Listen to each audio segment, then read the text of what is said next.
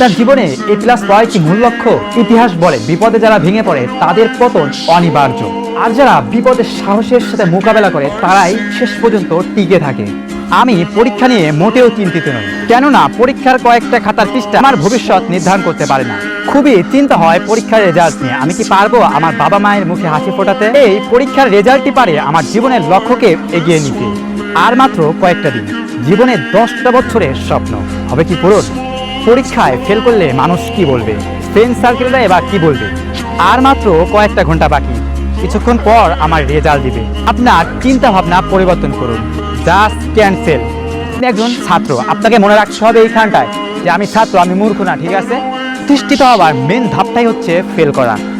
জীবনে সফল হতে চাইলে জাস্ট দুইটি জিনিস মনে রাখবেন, একটা নিজের জেদ অ্যান্ড আত্মবিশ্বাস।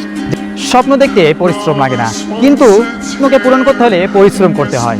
এই জেনারেশনের ম্যাক্সিমাম মানুষের ডিপ্রেশনের কারণ হচ্ছে তার পরিবার, তার আত্মীয় স্বজন, তার কাছের মানুষগুলো।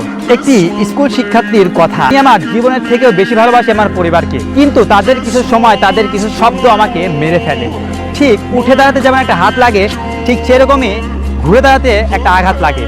পরিবারের উদ্দেশ্যে একটি কথা, আপনি আপনার সন্তানের কথা শুনুন, আপনার সন্তানকে প্রিয়রিটি দেন, আশপাশের মানুষের কথায় নয়। আপনি পারেন আপনার সন্তানকে সান্ত্বনা দিতে, আপনার উপর নির্ভর করে আপনার সন্তানের জীবন।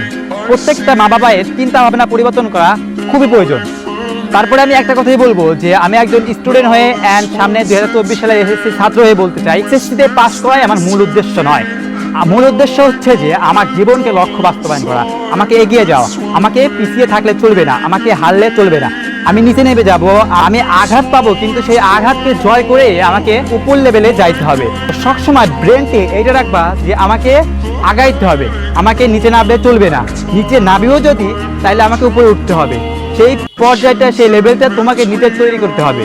জাস্ট এটা মনে রাখবে, নিজের সামনে লক্ষ্যটা মনে রাখবে। এসএসসি পাস করা জীবনের সব লক্ষ্য নয়।